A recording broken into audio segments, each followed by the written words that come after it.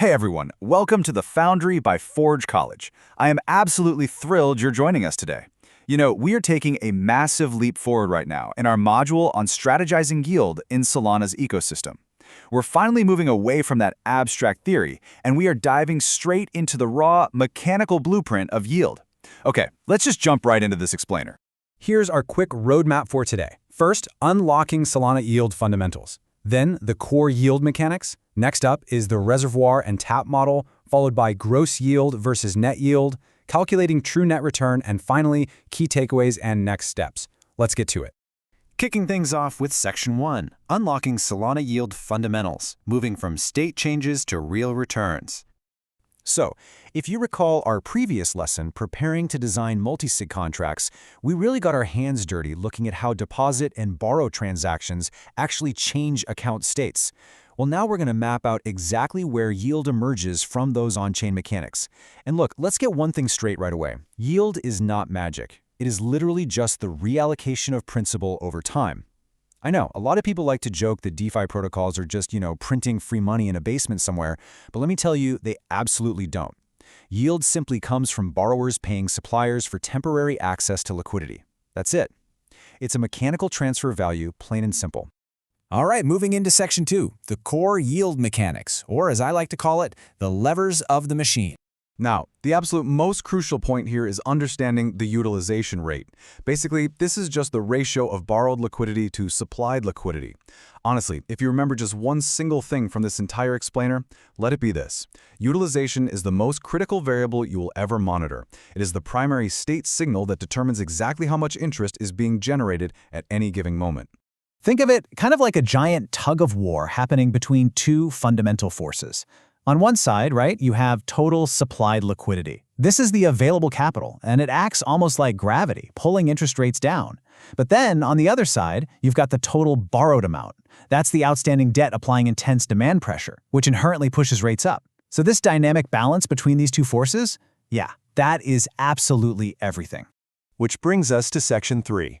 Let's look at the reservoir and tap model to really visualize these yield dynamics.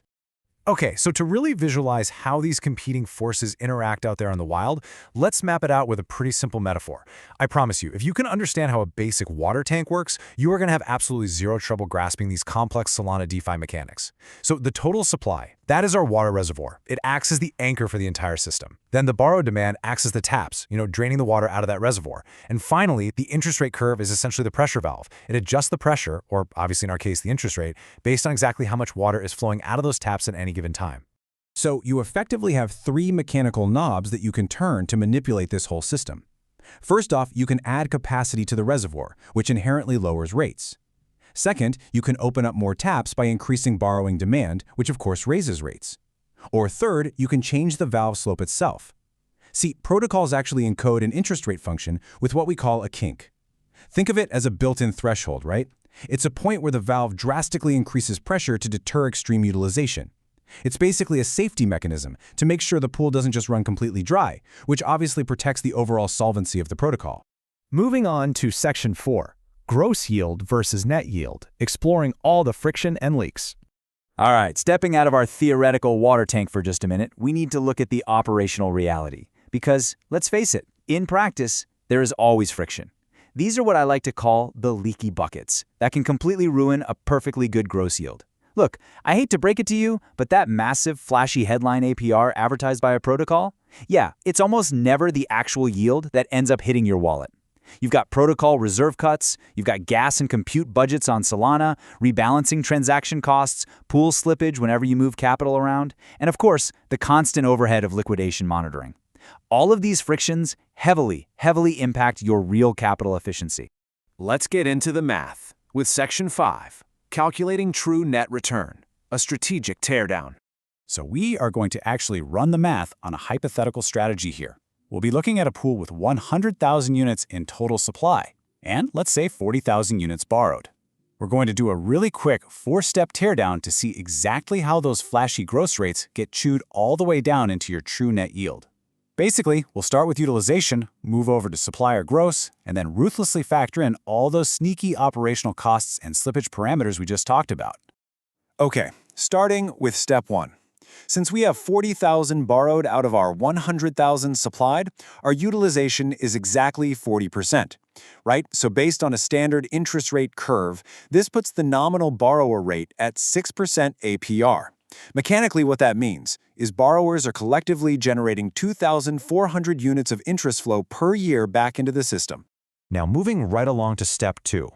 That 2,400 in interest flow doesn't just magically go to a lucky few people. It actually gets spread evenly across all 100,000 units of the total supply. So when you do the math and divide that flow up, your actual supplier gross rate immediately drops down to 2.4%. Quite a difference already, right? But wait, it gets worse. Now we have to look at how that 2.4% pie gets sliced up in the real world, which brings us to steps 3 and 4.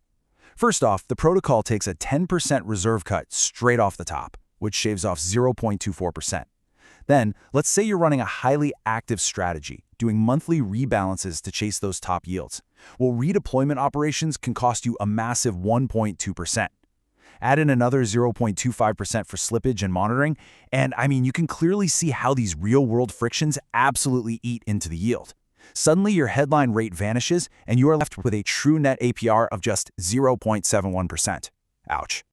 And that brings us to our final section. Section 6, key takeaways and next steps, moving from snapshots to flows. Honestly, it is quite a reality check from that 6% headline number we started with, isn't it?